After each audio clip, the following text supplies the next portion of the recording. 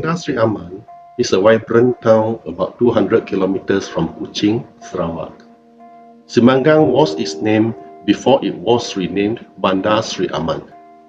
The renaming of the town was due to an important event happening there back in 1973. The early days after the formation of Malaysia was a challenging time for the country. Indonesia and the Philippines objected to the formation. This resulted in a period of confrontation lasting from 1963 to 1966. Locally, there were groups of people objecting to the formation too. One of them was the Sarawak Communist Organization. One of the ways they used was through armed struggle.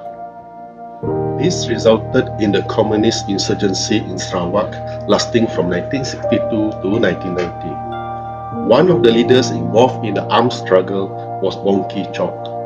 Many firefights and assassinations happened both in the towns and jungle. There were heavy casualties on both sides. However, by the early 1970s, the government side was having the upper hand. The formation of Rajang Security Command, or RASCOM, the effectiveness of the police special branch, plus the cooperation between all the military units and police, inflicted heavy casualties on the insurgents. To make matters worse for the insurgents, when the confrontation ended in 1966, Indonesia, which had been supporting the insurgents, turned against them. This forced the insurgents to move back to Sarawak. Once back in Sarawak, they faced the full power of the military and police. Bongki Chok and his followers were being hunted and forced to keep moving. An operation known as Operation Bongki Chok was launched to capture him. Although he was not caught, he was being continuously forced to move, initially from Kuching Division and finally to Sri Aman Division.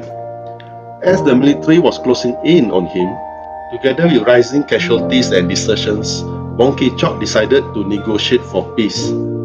He had a meeting with 4 of his most trusted members, where it was decided that 2 of them, Bong Ki Kiang and Tiong Ho Hung, were to bring Ki Chok's letters to 2 other communist commanders, Bong Hon in Kuching Division and Hung Chu Ting in Serike Division, about his plans.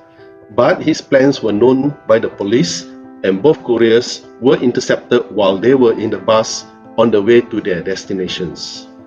Both of them were brought to see the Sarawak head of the special branch, Ali Kawi. On learning the content of the letters, Ali informed the Commissioner of Police, Hamdan Sirat, and also the Chief Minister, Abdul Rahman Yaakob. Abdul Rahman Yaakob was in the hospital at that time. But on hearing the latest development, he arranged to meet the couriers at his residence that very night. Bong Ki Kiang, who was Ki Chok's youngest brother, was then asked to go back to Ki Chok to brief him on the latest development and to discuss the surrender plan. Subsequently, a meeting was held in the town of Semanggang, culminating in the signing of the Sri Aman Memorandum of Understanding. Bong Ki Chok and 570 of the insurgents laid down their arms. The ex-insurgents then went for a rehabilitation program led by RASCOM Special Branch Head Yuan Yek Ling to prepare them to return to society. All measures were taken to ensure their safety and also their readiness to go back to society.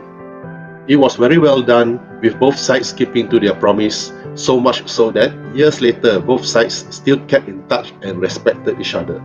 However, not all the insurgents agreed to lay down their arms. Another 173 insurgents chose to fight on.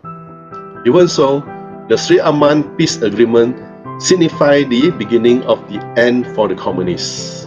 The remaining insurgents were a spent force and were forced to be on the run.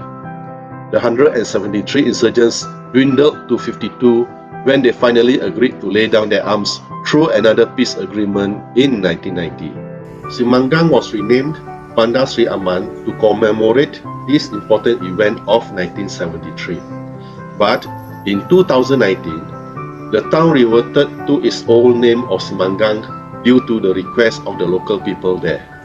The division, however, remains as Sri Aman Division. Thank you for watching this video.